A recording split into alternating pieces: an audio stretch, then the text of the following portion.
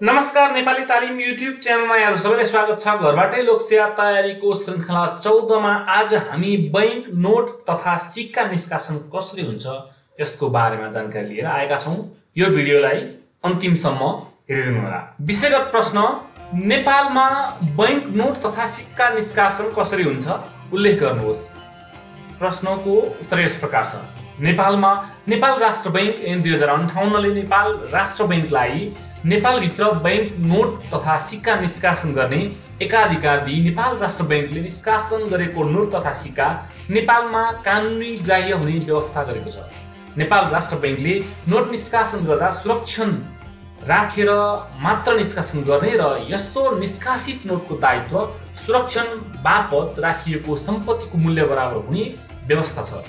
सुरक्षण बापत राखिने सम्पत्तिको कम से कम 50% सुन, चाँदी, विदेशी मुद्रा, विदेशी धितोपत्र र विदेशी विनिमय अधिकार पत्र मध्ये एक वा एक भन्दा बढी र अरु बाँकी प्रतिशत सिक्का, मोहर, डलर र सो भन्दा बढी दरको नेपाल सरकारले निष्कासन गरेको ऋणपत्र र नेपाल राष्ट्र बैंकबाट पुनः भुक्तानी दिएको बढीमा 18 महिनाभित्र नेपालमा नै भुक्तानी हुने प्रतिज्ञा पत्र र विनिमय पत्र मध्ये एक वा एक भन्दा बढी राख्ने व्यवस्था छ। तर नेपाल सरकारले स्वीकृति दिएमा सुरक्षण बापत राखिने सम्पत्तिको कम से कम 40% सुन, चाँदी, विदेशी मुद्रा, विदेशी धितोपत्र र विदेशी विनिमय अधिकार पत्र मध्ये एक वा एक भन्दा बढी र अरु बाँकी प्रतिशत नेपाली सिक्का, मोहर, डलर र सो भन्दा बढी दरको नेपाल सरकारले निष्कासन गरेको ऋणपत्र र नेपाल राष्ट्र बैंकबाट पुनः भुक्तानी दिएको बढीमा 18 महिनाभित्र नेपालमा नै भुक्तानी हुने प्रतिज्ञा पत्र र विनिमय पत्र मध्ये एक वा एक भन्दा बढी पनि राख्न सकिने व्यवस्था छ। नेपाल राष्ट्र बैंकले नोट निष्कासन गर्दा सुरक्षण बापत राखिएको सम्पत्तिको मूल्याङ्कन देहाय बमोजिम गरिने व्यवस्था छ। कमा छ, सुनको मूल्य नेपाल राष्ट्र बैंक सञ्चालक समितिको सिफारिसमा नेपाल सरकारले निर्धारण गरिदिए बमोजिमको दरमा। त्यस्तै खमा छ, चाँदीको मूल्य नेपाल राष्ट्र बैंक सञ्चालन समिति मनासिब ठहर्याए सञ्चालक समितिले मनासिब ठहर्याएको दरमा। त्यस्तै गमा छ, विदेशी मुद्रा नेपाल राष्ट्र बैंकद्वारा निर्धारित विनिमय दरमा।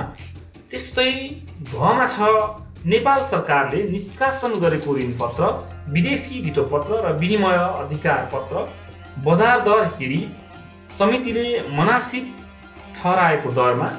त्यस्तै नमा छ, सिक्का अंकित दर जसलाई चाहिँ फेस भ्यालुमा भनेर दिएको छ र सिक्का अंकित दरमा गरिन्छ र सिक्का अंकित दरमा नेपाल राष्ट्र बैंकले आवश्यकता अनुसार विभिन्न दरका नोट निष्कासन गर्ने र यसरी नोट निष्कासन गर्दा नोटमा देखिने चित्र, आकार र दर नेपाल सरकारको स्वीकृतिमा र नोटमा देखिएको चित्र, आन्तरिक सुरक्षाको व्यवस्था, नोट छपाई गर्ने वस्तु तथा अन्य पदार्थ नेपाल राष्ट्र बैंक सञ्चालक समितिले निर्णय गरे बमोजिम हुने व्यवस्था छ। नेपाल राष्ट्र बैंक सञ्चालन समितिको राय लिई नेपाल सरकारले नेपाल राजपत्रमा सूचना प्रकाशित गरी जुनसुकै दरको नोट कुनै तोकिएको ठाउँ वा अड्डामा बाहेक अन्यत्र नचल्ने गराउन सक्ने व्यवस्था छ।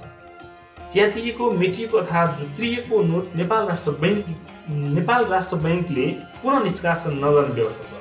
नेपाल राष्ट्र बैंकले नेपाल सरकारको स्वीकृति लिई जुनसुकै मूल्य, नाप, तौल, शुद्धता, डिजाइन र धातुको वा मिश्रित भएको धातुको सिक्का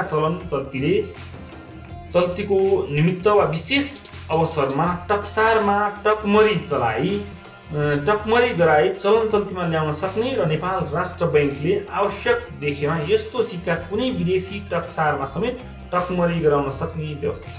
तर एकपटक स्वीकृति लिई टकमरी गराइसकेको सिक्कालाई पुनः टकमरी गराउन परेमा नेपाल सरकारको स्वीकृति लिनु नपर्ने व्यवस्था छ। नेपाल राष्ट्र बैंकले नेपाल सरकारको स्वीकृति लिई कुनै विदेशी सरकारले टकमरी गराउन पठाएको सिक्का टकमरी गर्न सक्ने व्यवस्था पनि छ। हामीले हेर्यौँ बैंक नोट तथा सिक्का निष्कासन कसरी हुन्छ, यसको उत्तर यो 2075 साल वैशाख 26 गते बुधबारका दिन गोरखापत्रको ज्ञान सागरमा विषयगत प्रश्नोत्तरको रूपमा प्रकाशित भएको थियो।